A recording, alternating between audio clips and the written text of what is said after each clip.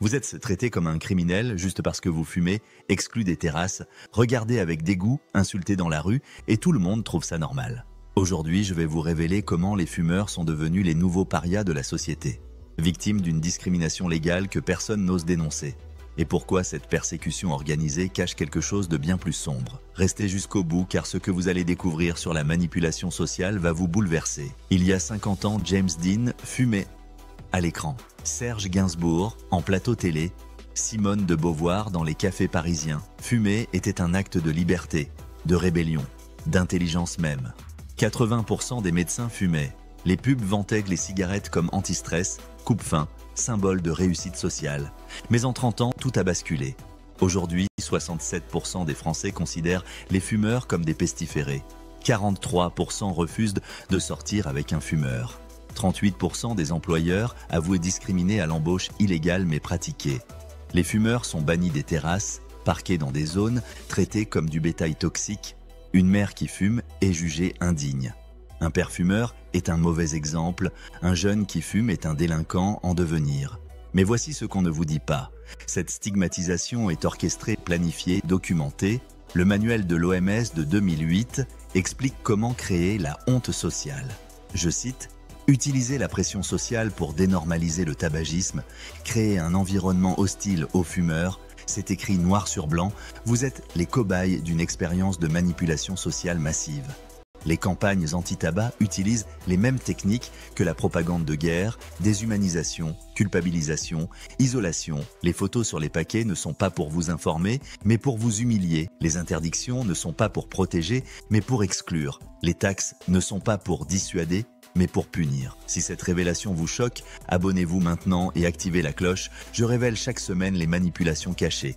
Likez pour que d'autres fumeurs comprennent qu'ils ne sont pas fous. Le plus pervers, c'est que ça marche. Les fumeurs intériorisent la honte. 72% se cachent pour fumer.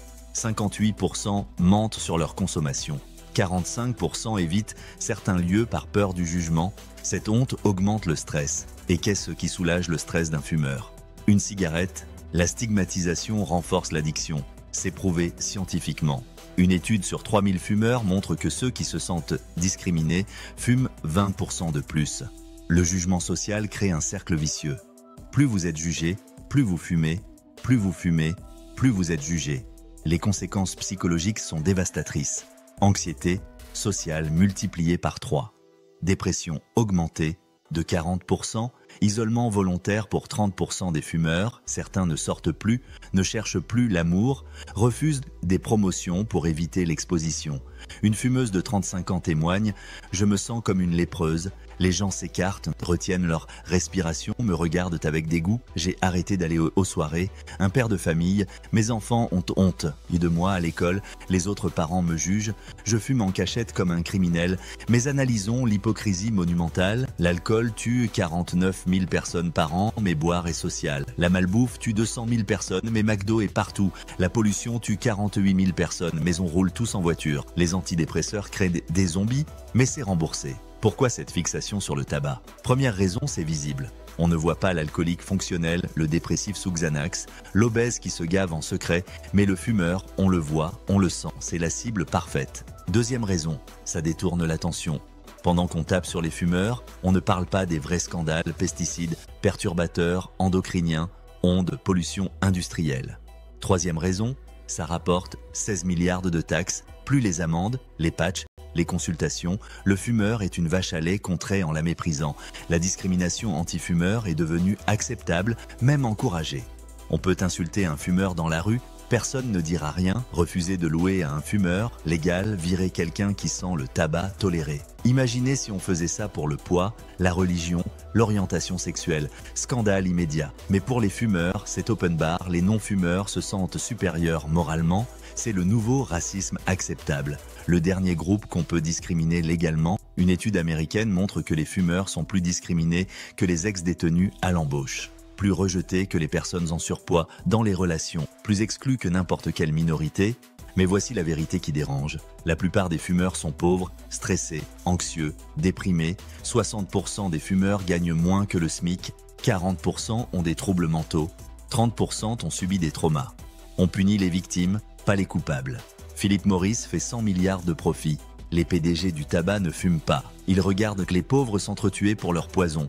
Pendant que la société les lynche, comment se libérer de cette prison mentale? Première étape, refusez la honte. Vous n'êtes pas votre addiction. Vous êtes une personne complexe avec une dépendance. Point. Deuxième étape, identifiez les jugements. Quand quelqu'un vous juge, c'est son problème, pas le vôtre. Sa supériorité morale cache souvent ses propres faiblesses. Troisième étape, reprenez votre pouvoir. Si vous arrêtez, que ce soit pour vous, pas pour les autres. Si vous continuez, assumez sans honte. Quatrième étape, créez votre tribu. Entourez-vous de gens qui vous acceptent. Fuyez les moralisateurs toxiques. Cinquième étape, retournez le miroir. Demandez aux donneurs de leçons leurs propres addictions. Écran, sucre, médicaments, shopping, tout le monde a ses démons.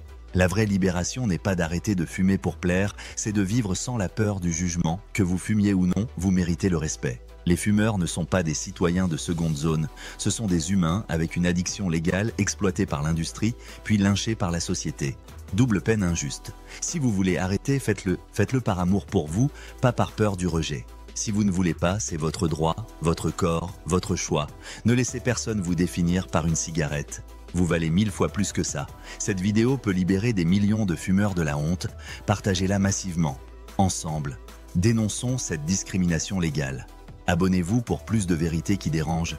Et souvenez-vous, le vrai poison n'est pas dans la cigarette, mais dans le regard de ceux qui vous jugent. Fumeur ou non, vous êtes humain. Et ça, personne ne peut vous l'enlever.